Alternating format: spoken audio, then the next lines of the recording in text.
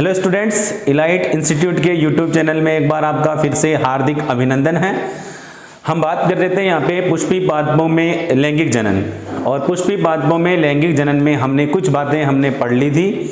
आज हम बात करेंगे यहाँ पे, देखिए हमने यहाँ पर जो लघु बीजाणुधानी या परागकोश है उसके बारे में बात की और उसको दो पार्ट में डिवाइड करके हमने पढ़ा था। एक तो हमने पढ़ा था परागकोश की भित्ति और एक हमने पढ़ा था लघु बीजाणु जन उत्तक, इसको कोशिका के रूप में भी कह सकते हैं।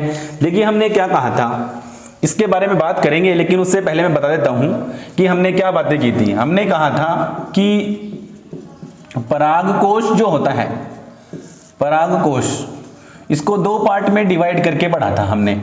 एक तो पढ़ा था परागकोश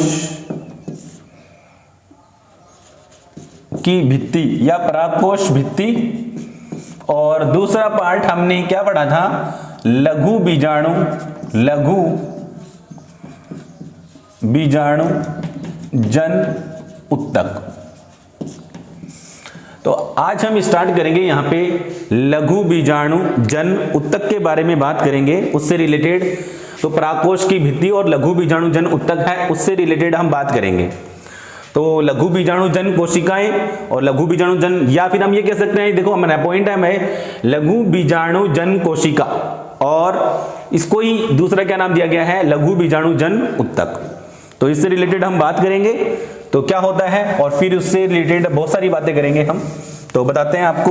देखिए परागकोश जो है, परागकोश की भित्ति से परिबद्ध कोशिकाओं के समूह को बीजाणु जन कोशिकाएं या बीजाणु जन उत्तक कहते हैं। देखिए क्या बातें बताई मैंने, समझो आप। मैंने बताया परागकोश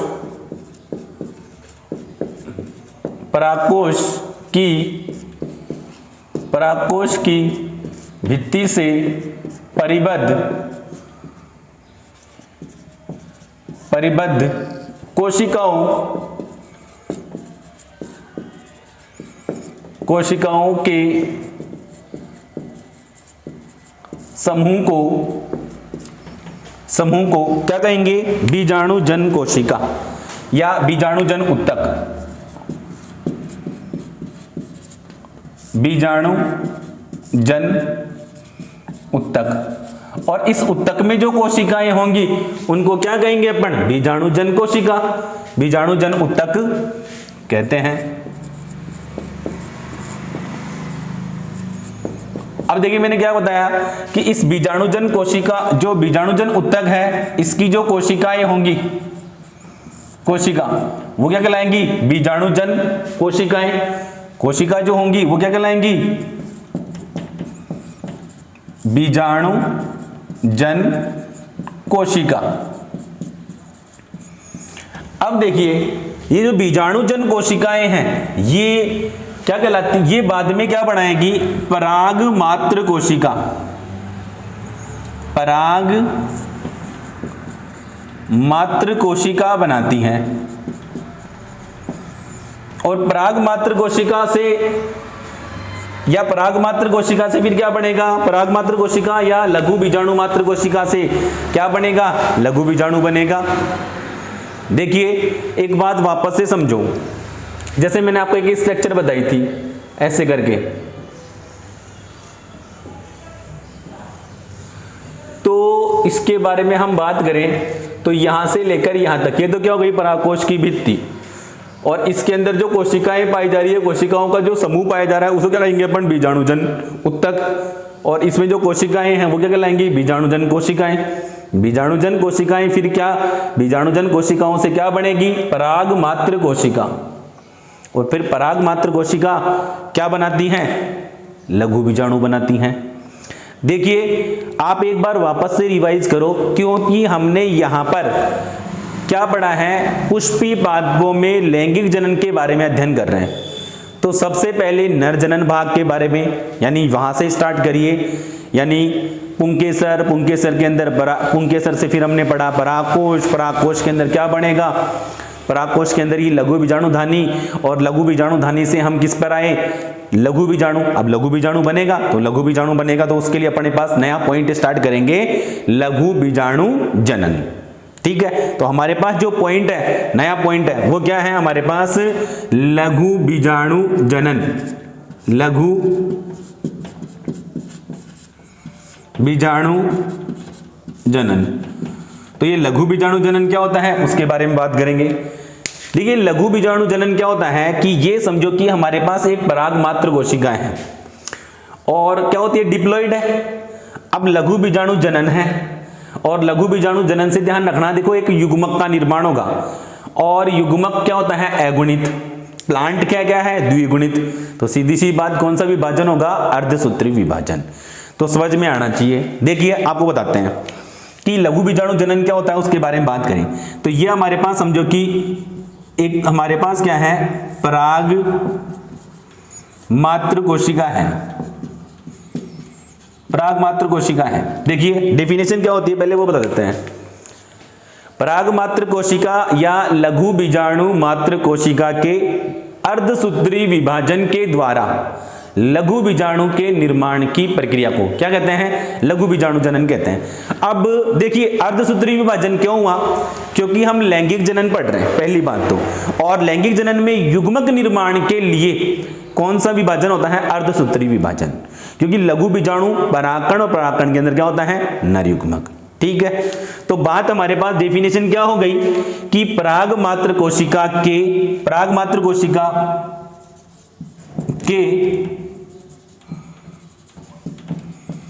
अर्धसूत्री विभाजन, पराग मात्र कोशिका के अर्धसूत्री विभाजन से लघु बीजाणु के निर्माण की प्रक्रिया, लघु बीजाणु के निर्माण की प्रक्रिया को, लघु बीजाणु के निर्माण की प्रक्रिया को क्या कहते हैं, लघु बीजाणु जनन कहते हैं। प्रक्रिया को लघु बीजाणु जनन, लघु बीजाणु जनन कहते हैं। देखिए ये सारी प्रक्रिया जो है लघु बीजाणु जनन है। देखिए हम नर जनन भाग के बारे में बात कर रहे हैं, फिर मादा जनन भाग के बारे में बात करेंगे। तो ये सारी जो प्रक्रिया है परागकोश के अंदर संपन्न हो रही है। कौन सी प्रक्रिया, लघु बीजाणु जनन की प्रक्रिया। देखिए एक बात और बताते हैं कि जो विकासशील परागकण है, लघु बीजाणु बाद में किसमें कन्वर्ट होगा, परागकण में। तो इसको पोषण कौन प्रदान करता है, बताओ कौन प्रदान करता है, टेपिडम। ठीक है, अब देखिए हम बात करेंगे यहाँ पे कि जो लघु बीजाणु है, देखिए एक पराग मात्र कोशिका है, इस एक पराग मात्र कोशिका से 4 लघु बीजाणुओं का निर्माण होता है। जो लघु बीजाणु होगा वो क्या होगा, अगुणित होगा। समझ में आ रही है बात। तो देखिए जैसे अपन बात करें कि यहां पर ये हमारे पास एक सेल है और एक जो कोशिका है वो कौन सी कोशिका है भाई, पराग मात्र कोशिका। ये पराग मात्र कोशिका है और पराग मात्र कोशिका है, और इस पराग मात्र कोशिका से हमारे पास कितने, 4 कोशिकाएं बनेंगी। ठीक है, पहली बात। दूसरी बात, पराग मात्र कोशिका क्या है, डिप्लॉइड है, और पराग मात्र कोशिका में कौन सा विभाजन हुआ, अर्धसूत्री विभाजन। अर्धसूत्री विभाजन हुआ तो हमारे पास 4 किसका निर्माण होता है, लघु बीजाणु का निर्माण होता है। 4 लघु बीजाणु। ये डिप्लॉइड है, द्विगुणित है, द्विगुणित क्या है, पराग मात्र कोशिका। लघु बीजाणु क्या होता है भाई, अगुणित। अगुणित को अपन किससे लिखते हैं, एन से। अगुणित का मतलब यहां पर यह है गुणसूत्रों की संख्या इस कोशिका से इन कोशिकाओं में कितनी रह गई, आधी रह गई। अब एक बात और, ये थी बात हमारे पास इससे रिलेटेड। दूसरी बात क्या बताई गई है वो समझो कि ये जो लघु बीजाणु जो होते हैं वो लघु बीजाणुधानी में 4-4 के समूहों में व्यवस्थित होते हैं। तो इनको नाम दिया गया है लघु बीजाणु चतुष्क, टेट्राड्स। समझ में आ रही है बात? देखो मैंने क्या बताया कि लघु, चारों लघु बीजाणु, चारों लघु बीजाणु, लघु बीजाणु धानी में, चारों लघु बीजाणु, लघु बीजाणु धानी में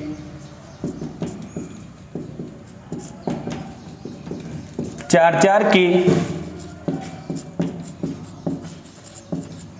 समूह में, चार चार के समूह में व्यवस्थित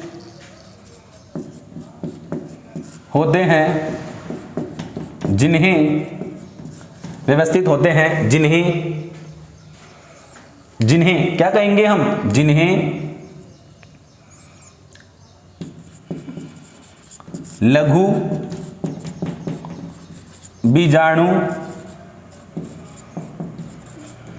चतुष्क, लघु बीजाणु चतुष्क या लघु बीजाणु चतुष्टय कहा गया है। टेट्राड्स इंग्लिश में बोलते हैं, टेट्राड्स लघु बीजाणु चतुष्क कहते हैं। देखिए मैंने क्या बताया है कि हम बात क्या कर रहे हैं? लघु बीजाणु जनन की। लघु बीजाणु के निर्माण की प्रक्रिया लघु बीजाणु जनन कहलाती है। देखिए रिवाइज कीजिए आप, युग्मक जनन, तो युग्मक जनन में हम नर युग्मक की बात कर रहे हैं, नर युग्मक का निर्माण कर रहे हैं, क्योंकि लघु बीजाणु परागकण बनाएगा और परागकण के अंदर क्या होगा? नर युग्मक। लैंगिक जनन पढ़ रहे हैं तो उसके साथ साथ फिर हम क्या करेंगे? मादा युग्मक का भी तो निर्माण करेंगे ना। तो निषेचन पूर्व घटनाएं हैं ये सारी, ठीक है। अब देखिए बात कर रहे हैं कि लघु बीजाणु चतुष्क कहते हैं इसे।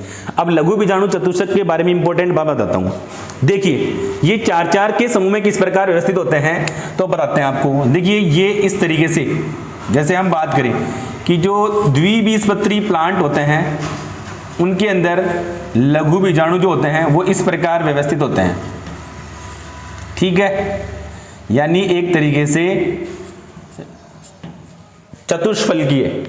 और जो ये द्विबीजपत्री प्लांट में होता है और एक बीजपत्री पादपों में, एक बीजपत्री पादपों में ये लघु बीजाणु जो होते हैं वो इस प्रकार व्यवस्थित होते हैं। देखिए क्या बताया, लघु बीजाणु जनन से लघु बीजाणु चतुष्क बनेंगे। चतुष्क इसे कहा गया कि लघु बीजाणु है चार चार के समूह में व्यवस्थित है, इसलिए। अब ये जो ऐसे जो व्यवस्थित होते हैं वो तो किसके अंदर? द्विबीजपत्री पादपों के अंदर, द्विबीजपत्री पादपों में। और ऐसे जो व्यवस्थित होते हैं वो किसके अंदर? एक बीजपत्री पादपों में। इसको नाम दिया गया है चतुष्फलकीय।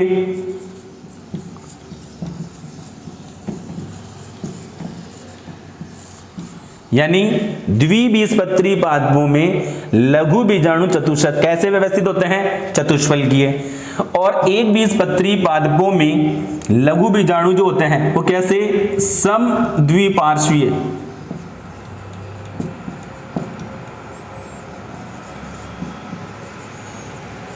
समद्विपार्श्वीय रूप में व्यवस्थित होते हैं। देखिए इसमें लघु बीजाणु जो होते हैं ना वो कैसे व्यवस्थित होते हैं उसके बारे में बताते हैं। तीन तो आपको सामने से दिख रहा है और एक जस्ट इनके क्या होता है? पीछे स्थित होता है। यहां पर क्या होता है कि चारों लघु बीजाणु एक ही तल पर, सिमेट्रिकल पर, यानी एक ही तल पर स्थित होते हैं, ठीक है। तो लघु बीजाणु चतुष्क है वो द्विबीजपत्री पादपों में तो चतुष्फलकीय और एक बीजपत्री पादपों में समद्विपार्श्वीय रूप में व्यवस्थित होते हैं। अब देखिए यहां पर क्या है, ये बातें यहां तक तो आपको देखो एनसीईआरटी में इतनी बातें नहीं बता रखी, लेकिन आप ध्यान रखना इनके बारे में। जब आप नोट्स बनाओ तो अच्छी तरीके से बनाने हैं।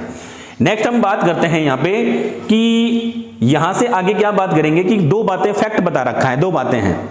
यानी जैसे अपन बात करें आंख या आर्किड में, आंख जैसे पादप जो होते हैं उनके अंदर परागकण जो होते हैं वो परस्पर संयुक्त होकर एक पिंडनुमा संरचना बना लेते हैं और इसको नाम दिया गया है पराग पिंड या पोलोनियम। इंपॉर्टेंट बात है ये, एक लाइन का क्वेश्चन पूछ लेता है। तो अब आपको बताते हैं यहां पर दो बातें और हैं देखिए वो बताते हैं। देखिए मैंने क्या बताया है कि आंख या आर्किड, आंख में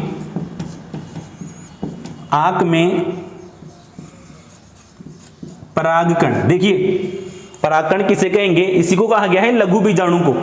जब ये लघु बीजाणु चतुष्क अलग हो जाएंगे भाई, जब परागकोश का स्फुटन होगा, परागकोश फटेगी, जिससे जो लघु बीजाणु है वो बाहर आ जाएंगे और बाद में किसका निर्माण करेंगे, परागकण का।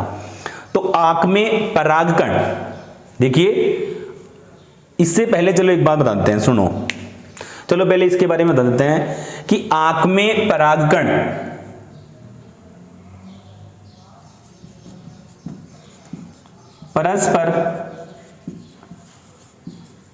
परस्पर जुड़कर एक पिंडनुमा संरचना बनाते हैं, एक पिंडनुमा संरचना बनाते हैं,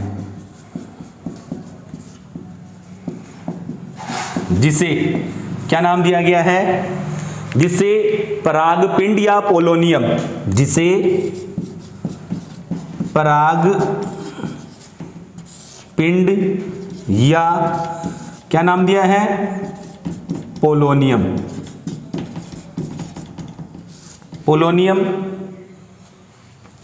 परागपिंड या पोलोनियम कहते हैं। ठीक है, मैं इसका डायग्राम यहां पे आपको बना के बता देता हूं, पोलोनियम या परागपिंड का। देखिए होता क्या है,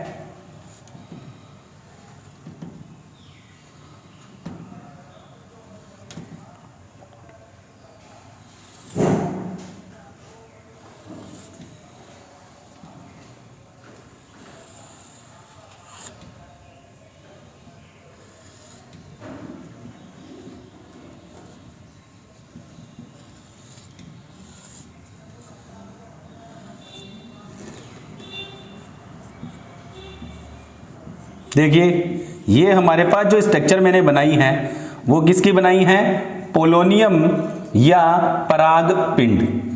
एक बात और याद रखना कि जैसे अपन बात करें ड्रोसेरा या ट्राइफा, ड्रोसेरा या ट्राइफा नामक जो प्लांट है, इसमें लघु बीजाणु चतुष्क जो है वो परस्पर मिल जाते हैं और फिर किसका निर्माण करते हैं, संयुक्त परागकण का निर्माण करते हैं। ठीक है, तो ये थी बात हमारे पास इससे रिलेटेड कुछ बातें। ये एक तरीके से ये जो स्ट्रक्चर है वो किसको बता रही है, परागपिंड या पोलोनियम। इसका एक स्क्रीनशॉट ले लीजिए, फिर हम आगे बात करते हैं।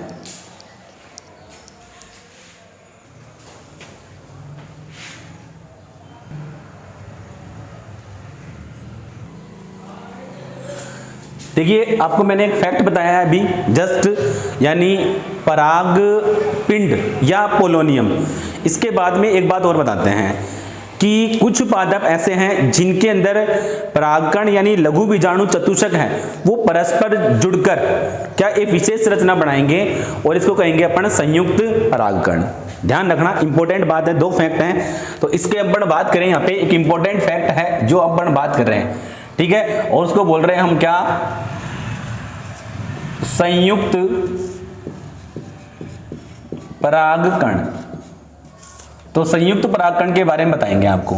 ये फैक्ट है, आपके एनसीईआरटी बुक में नहीं मिलेगा, लेकिन आपको थोड़ी सी कुछ बातें एक्स्ट्रा बता रहा हूं, उसके समझो, उसके रिलेटेड समझो।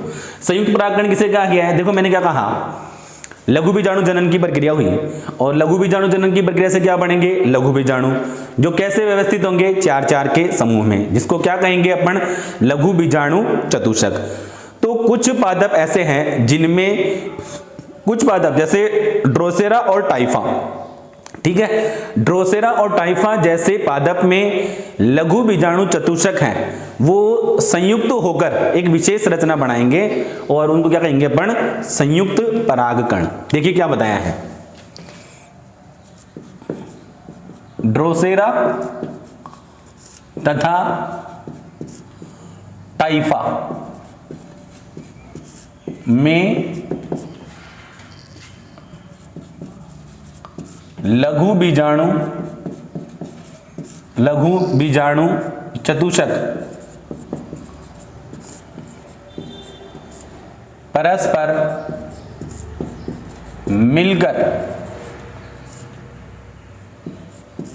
मिलकर संयुक्त परागकण बनाते हैं।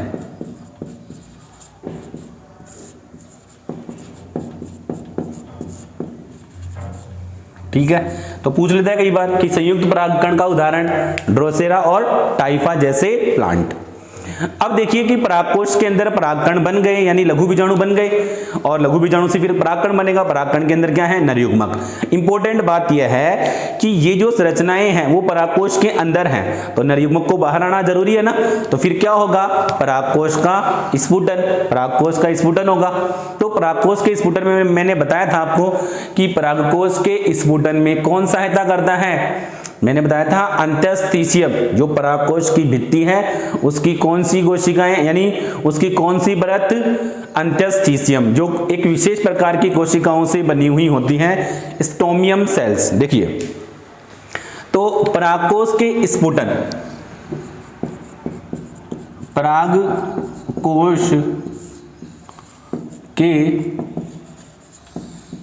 स्फुटन, स्फुटन का मतलब फटने, स्फुटन में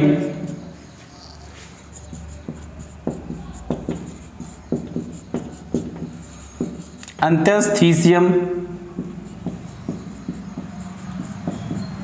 सहायता करती है। देखिए, परागकोश के स्फुटन में अंतस्थिसियम सहायता करती है। ठीक है, अब अंतस्थिसियम, देखो आपको इंपॉर्टेंट बात बताता हूं। अब मैं इसके बारे में पूरा डिस्क्रिप्शन नहीं बताऊंगा, वैसे सुन लो आप। देखिए क्या बताया गया है कि जब परागकोश का स्फुटन होता है तो परागकोश की भित्ति कितनी परतों से मिलकर बनी होती है? 4 परतों से। इसमें से जब परागकोश का स्फुटन होगा तो उससे पहले यहां पर 2 जो भित्तियां हैं वो गल जाती हैं, यानी टेपिटम और मध्य परत, ये तो गल जाती है। 2 परतें रहेंगी, तो बाह्य त्वचा यानी बाह्य परत या बाह्य त्वचा एपिडर्मिस, और एक है एंडोथीसियम। अब एंडोथीसियम के अंदर कुछ विशेष प्रकार की कोशिकाएं पाई जा रही हैं। कौन सी भाई? स्टोमियम। ये क्या काम करती हैं? जल का, ये सबसे पहले अंतस्थिसियम की जो कोशिकाएं वो सूख जाती हैं, और स्टोमियम सेल्स जो होती हैं वो आर्द्रता ग्राही होती हैं। आर्द्रता ग्राही होंगी तो जब ये क्या काम करेगी? जल अवशोषित करेंगी। तो जल अवशोषित करेंगी, ये क्या होंगी? यानी एक तरीके से सिकुड़ती है, और सिकुड़ने से क्या होता है? परागकोश क्या होता है? फट जाता है। एक बार वापस बता देता हूं क्योंकि इसका डिस्क्रिप्शन बुक के अंदर नहीं बता रखा, वैसे ही बोल के बताता हूं। देखिए, परागकोश का स्फुटन कैसे होगा वो बताते हैं। परागकोश के स्फुटन में कौन सी परत है वो सहायता करती है, उसके बारे में मैंने बताया आपको। कौन सी? अंतस्थिसियम। देखो क्या होगा कि परागकोश जो है उसकी तीनों आंतरिक दोनों परत है वो क्या हो जाएंगी? गल जाएंगी। दोनों आंतरिक परत कौन कौन सी? टेपिटम, टेपिटम के बाहर कौन सी है? मध्य परत, ये गल जाएगी। ठीक है, नष्ट हो जाएंगी। इसके बाद परागकोश की जो भित्ति है उसमें 2 भित्ति रह गई है, एक तो बाह्य त्वचा और एक क्या है? अंतस्थिसियम। ये सूख जाएंगी। यानी सूखने के बाद में क्या होगा कि ये क्या होती हैं? ये जो परतें होती हैं, इनकी जो कोशिकाएं हैं, सबसे ज्यादा महत्वपूर्ण कौन सी हैं?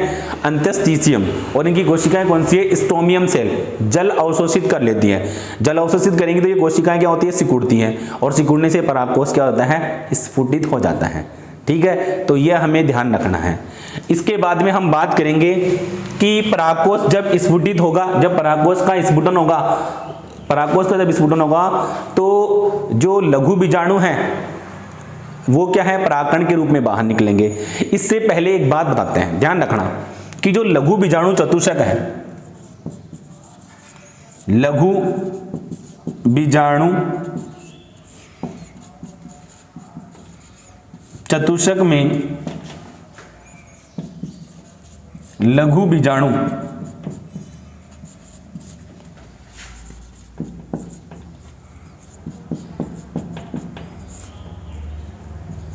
केलोस नामक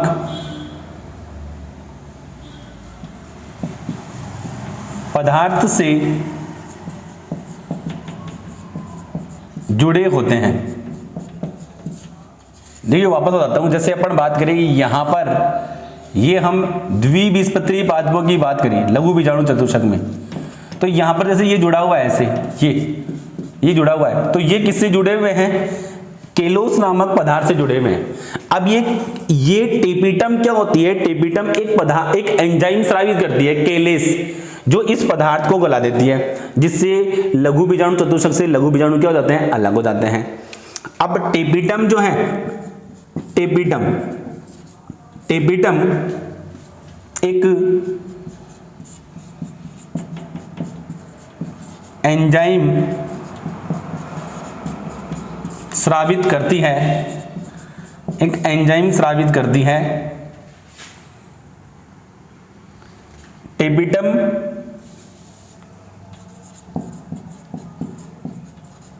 केलेस नामक, ध्यान रखना, टेपिटम जो है वो केलेस नामक एंजाइम स्रावित करती है, जो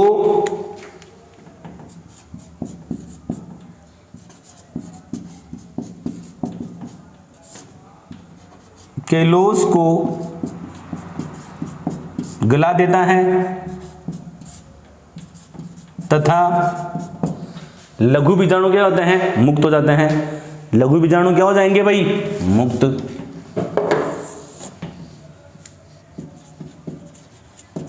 लघु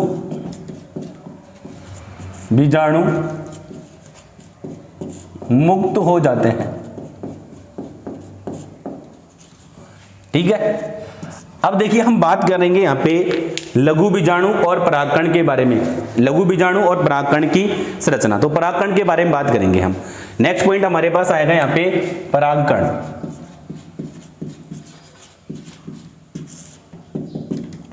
इंग्लिश में क्या बोलेंगे इसको? Pollen grain. परागकण या पोलन ग्रेन। देखिए सबसे पहले हम बात करेंगे कि लघु बीजाणु जो होते हैं वो गोलाकार संरचना में परिवर्तित होते हैं, इसको क्या कहेंगे अपन? परागकण। दूसरी बात क्या है कि परागकण जो है वो नर युग्मकोद्भिद को निरूपित करता है, या नर युग्मकोद्भिद की प्रथम कोशिका है। आप प्रथम कोशिका या ऐसे कह सकते हो कि परागकण क्या है? वो एक तरीके से नर युग्मकोद्भिद है। लेकिन यहाँ पे बाद में बात करेंगे अपन कि नर युग्मकोद्भिद किसे कहा गया है। अंकुरित परागकणों को नर युग्मकोद्भिद कहा जाता है। लेकिन यहाँ पे कुछ बातें बता रखी है, उससे रिलेटेड बात करते हैं अपन। देखिए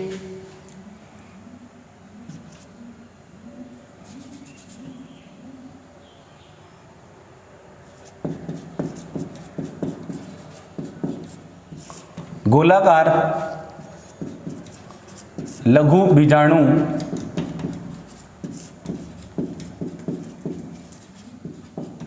परागकण के रूप में विकसित होता है।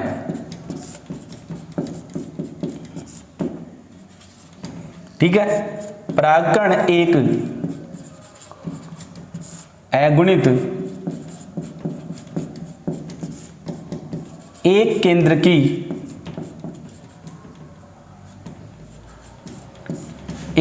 की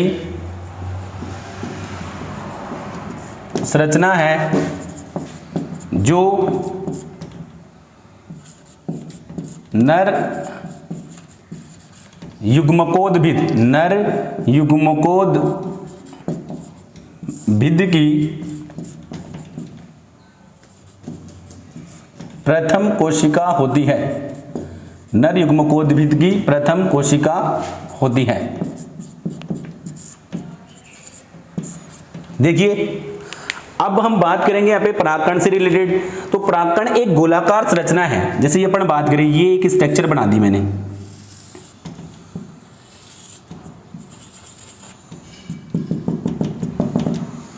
ठीक है। अब जो परागकण है, इस परागकण के चारों ओर द्विस्तरीय या ऐसा समझो कि दो दोहरी झिल्ली का आवरण पाया जाता है। जो दोहरी झिल्ली का आवरण पाया जाएगा, तो इस दोहरी झिल्ली में जैसे अपन बात करें, एक तो बाह्य झिल्ली होती है और एक क्या है? बाह्य झिल्ली को क्या बोलते हैं अपन? बाह्य चोल। और आंतरिक झिल्ली को क्या कहेंगे अपन? आंतरिक चोल। कि जो परागकण है, इस परागकण के अंदर दोहरी झिल्ली यानी दोहरी परत का आवरण पाया जाता है। परागकण एक, देखिए तो जो बाहरी आवरण है इसको कहेंगे हम क्या? बाह्य चोल। ठीक है, एक्साइन और इंटाइन। और जो आंतरिक है उसको कहते हैं क्या? अंतःचोल। तो जो बाह्य चोल है वो एक विशेष प्रकार के पदार्थ से बना होता है। देखिए बाह्य चोल की बात करें, परागकण का बाहरी आवरण है बाह्य चोल है। तो बाह्य चोल है वो विशेष प्रकार के पदार्थ, विशेष प्रकार की प्रोटीन से बना होता है, उसको कहते हैं स्पोरोपोलेनिन। स्पोरोपोलेनिन।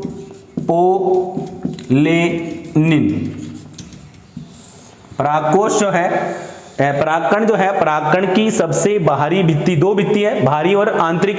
तो बाहरी भित्ति है वो किसकी बनी होती है? स्पोरोपोलेनिन की। अब ये इसकी इंपॉर्टेंट बात बताते हैं कि जो स्पोरोपोलेनिन है वो ना ही तो ताप से, ना ही नमी से, ना ही जल से, ना ही अम्ल से, ना ही क्षार से क्या करता है, ये गलता नहीं है, इसको गलने नहीं देता। इसलिए परागकण जो है वो लंबे समय तक क्या होते हैं, सुरक्षित रहते हैं, सुरक्षित रहते हैं। यानी इन पदार्थों के प्रति ये क्या होता है, प्रतिरोधक होता है। तो जो स्पोरोपोलेनिन है वो अम्ल, क्षार या ताप के प्रति क्या है, प्रतिरोधक। ठीक है। दूसरी हम बात करेंगे, दूसरा बात करेंगे कि अंदर की ओर जो आवरण पाया जा रहा है उसको अपन क्या बोल रहे हैं, अंतःचोल। तो अंतःचोल जो होता है वो सेल्यूलोज और पेक्टिन का बना होता है। ध्यान रखना, अंतःचोल किसका बना होता है, सेल्यूलोज और पेक्टिन का बना होता है। यानी अंतःचोल किसका बना होता है, सेल्यूलोज और पेक्टिन का। एक इंपॉर्टेंट बात बताते हैं, देखिए जो परागकण है, इस परागकण के पूरे बाहर की ओर सभी पर क्या होता है, ये स्पोरोपोलेनिन का जमाव नहीं होता। वहां पर कुछ स्थानों के ऊपर, जैसे अपन बात करें यहां पर, ठीक है, ये मैंने बताया, कुछ स्थानों पर क्या होता है, स्पोरोपोलेनिन का जमाव नहीं पाया जाता और एक छिद्रनुमा संरचना बन जाती है। और इस छिद्रनुमा संरचना को नाम दिया जाता है जरमपोर या जनन छिद्र। जननपोर या जनन छिद्र नाम दिया जाता है। इन जनन छिद्रों से ही परागकण से पराग नलिका बाहर निकलती है। इंपॉर्टेंट बात है ये। देखिए क्या बताया परागकण के बारे में, गोलाकार लघु बीजाणु परागकण के रूप में विकसित होता है। परागकण क्या है, एक अगुणित एक केंद्र की संरचना है। परागकण के चारों ओर दो आवरण पाए जा रहे हैं। बाहर की ओर आवरण जो पाया जा रहा है उसको अपन क्या नाम दे रहे हैं, बाह्य चोल, जो किसका बना हुआ है, स्पोरोपोलेनिन का। ध्यान रखना, स्पोरोपोलेनिन है वो टेपिटम के द्वारा स्रावित किया जाता है। एक और इंपॉर्टेंट बात बताते हैं कि जो स्पोरोपोलेनिन है वो अम्ल, क्षार, ऑर्गेनिक पदार्थ है, इनके प्रति क्या होता है, ये प्रतिरोधक होता है। इससे परागकण लंबे समय तक सुरक्षित रहते हैं। दूसरी बात, आंतरिक जो आवरण है वो किसका बना हुआ है, आंतरिक आवरण सेल्यूलोज और पेक्टिन का बना हुआ है। तो इंपॉर्टेंट बात और बताते हैं कि कुछ स्थानों पर बाह्य आवरण के ऊपर यानी स्पोरोपोलेनिन का जमाव नहीं पाया जा रहा, उसके कारण वहां पर कुछ छिद्र बन जाते हैं और इन छिद्रों को नाम दिया गया है क्या, जनन छिद्र।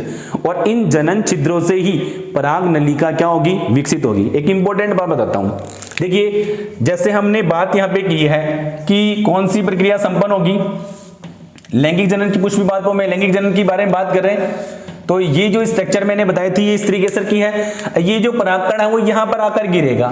अब इसके जनन छिद्र से एक नलिका निकलेगी ऐसे, और ये नर युग्मक को यहां तक, यहां पर क्या होगा, मादा युग्मक होगा। तो ये जो संरचना निकली है ना, ये नलिका निकलेगी, वो किससे निकलेगी, जनन छिद्र से निकलेगी। तो इसको कहेंगे अपन पराग नलिका। तो इंपॉर्टेंट बात है, आपको समझ में आनी चाहिए कि जो पराग नलिका है वो कहां से निकलती है, परागकण में पराग नलिका कहां से निकलती है, जनन छिद्र से। और क्या कौन सी आवरण निकलता है, ये अंतःचोल निकलेगा, ये वाला।